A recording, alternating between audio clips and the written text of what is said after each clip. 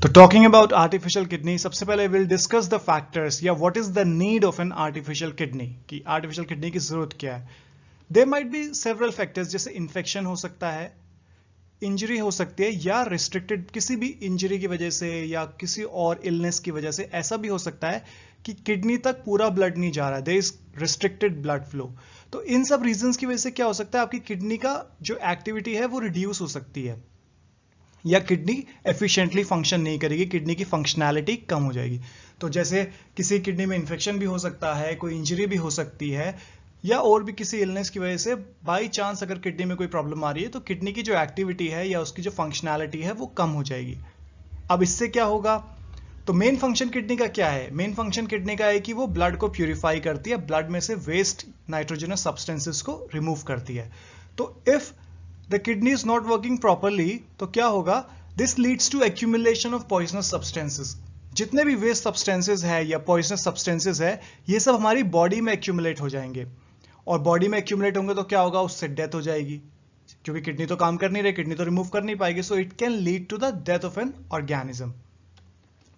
अब अगर एक किडनी फेल हो जाती है ड्यू टू एनी फैक्टर, जो भी हमने फैक्टर्स डिस्कस किए हैं, लेकिन तब भी the person can lead a normal life with other kidney, क्योंकि किडनी हमारे पास दो होती हैं, so if one fails the other will work very fine, the person can live a very normal life.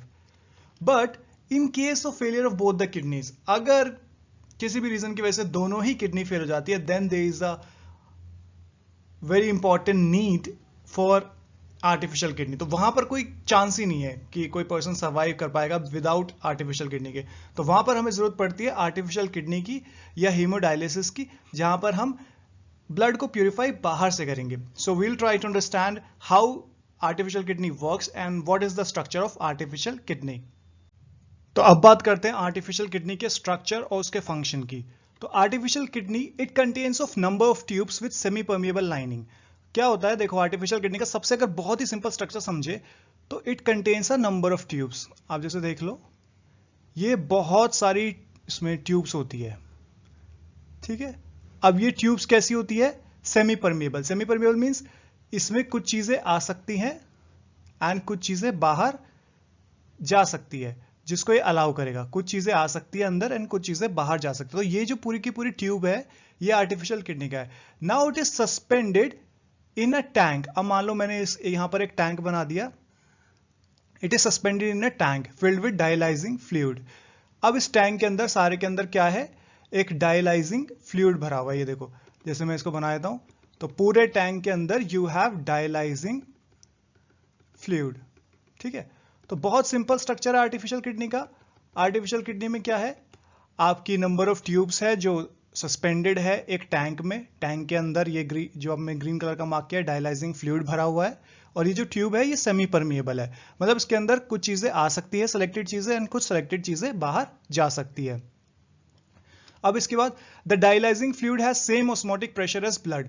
तो डायलाइजिंग फ्लूइड का osmotic pressure बिल्कुल ऐसा ही होता है जैसा इस ट्यूब के अंदर ब्लड का है। तो इस ट्यूब के अंदर तो आपका ब्लड भरा हुआ है, तो ब्लड का जो भी आपका ऑस्मोटिक प्रेशर है सेम ही आपका डायलाइजिंग फ्लूइड का है। वो इसलिए ताकि ब्लड आपका डायलाइजिंग फ्लूइड में ना आए टैंक में, और डायलाइजिंग फ्लूइड आपका इस ट्यूब में ना जाए ब्लड की जगह पर, ठीक है। नेक्स्ट, अ पेशेंट ब्लड का, द पेशेंट्स ब्लड, जो पेशेंट का जो ब्लड लिया जाता है, it is pass through this tubes. तो इस ट्यूब में से ऐसे पास करेंगे, ऐसे जाएगा, ठीक है। जाने के बाद वापस इसको फिर पेशेंट तक पहुंचा देते हैं बॉडी के अंदर, वापस पेशेंट की बॉडी के अंदर। बस बीच में क्या होता है, बीच में जो वेस्ट प्रोडक्ट्स होते हैं, जैसे मान लो मैं वेस्ट प्रोडक्ट आपके ब्लू से मार्क कर देता हूं, जितने भी वेस्ट प्रोडक्ट्स हैं ये निकल निकल कर सारे इस डायलाइजिंग फ्लूइड में आ जाते हैं। क्योंकि ऑब्वियसली बात है, ब्लड के अंदर वेस्ट प्रोडक्ट्स हैं तो वो हाई कंसेंट्रेशन पे होंगे, डायलाइजिंग फ्लूइड में नहीं है तो वो लो कंसेंट्रेशन में होंगे, और हमें पता है हर चीज हाई कंसेंट्रेशन से लो कंसेंट्रेशन पे जाती है। तो आपका जो भी वेस्ट होगा वो आपके इस ट्यूब से निकलकर बाहर डायलाइजिंग फ्लूइड में आ जाएगा। तो इससे क्या हुआ, ब्लड आपका प्यूरिफाई हो गया, और ये जो प्यूरिफाइड आपका ब्लड है जो इस ट्यूब से यहां से फ्लो कर रहा था, ये ऐसे फ्लो करता करता करता करता यहां से वापस पेशेंट की बॉडी में चला जाएगा, ठीक है। ये हमने वापस पेशेंट की बॉडी में चला दिया तो उसको फिल्टर्ड या प्यूरिफाइड ब्लड मिल गया, ठीक है। ये वापस चला गया। अब क्या होता है, जो डायलाइजिंग फ्लूइड में जो वेस्ट थे आपके, डायलाइजिंग फ्लूइड में जो भी वेस्ट बना था इसको हम अलग से कंटेनर में कलेक्ट कर लेते हैं। जितना भी वेस्ट आया ये सारा डायलाइजिंग फ्लूइड जिसमें वेस्ट से भरा हुआ था ये सारा अलग कंटेनर में हम कलेक्ट कर लेते हैं। अब मैं आपको इसका एक प्रोफेशनल डायग्राम, अभी बेसिक तो हमने समझ लिया है, अब मैं आपको इसका एक प्रॉपर प्रोफेशनल डायग्राम दिखाने वाला हूं जिसमें आपको बिल्कुल समझ में आ जाएगा कि आर्टिफिशियल किडनी कैसे वर्क करती है। जिसको भी डाउट हो हल्का सा ये वीडियो को वापस जाकर देखना, दोबारा उसी पोर्शन को दोबारा प्ले कर लेना। पहले मैं इस सबको इरेज कर दूं जो भी एक्स्ट्रा पोर्शन है और फिर हम उस डायग्राम को देखने वाले हैं। यही डायग्राम आपका एनसीईआरटी में भी दिया होगा, बहुत सिंपल डायग्राम है। अगर आपको बेसिक कॉन्सेप्ट समझ में आ गया तो बहुत ईजी रहेगा। चलिए तो अब डायग्राम को देखते हैं। ये देखो, ये पेशेंट है आपका, ये ग्रीन कलर में आपका पेशेंट लेटा हुआ है। पेशेंट की आर्टरी से हमने ब्लड लेना शुरू किया। ये देखो, ये ब्लड आपका जा रहा है, ठीक है। ब्लड जाते हुए कहां गया? इन ट्यूब्स में चला गया। ये जो रेड कलर की आपको ट्यूब्स दिख रही है, ट्यूब्स कैसी है? सेमी परमिएबल है, ठीक है, सेलेक्टिवली परमिएबल है। कुछ चीजें इसमें से आ सकती हैं, कुछ चीजें इसमें से बाहर जा सकती हैं। अब उसके बाद ये जो बाहर येलो कलर का आप देख रहे हो ये टैंक है जिसके अंदर येलो कलर का डायलाइजिंग फ्लूइड भरा हुआ है।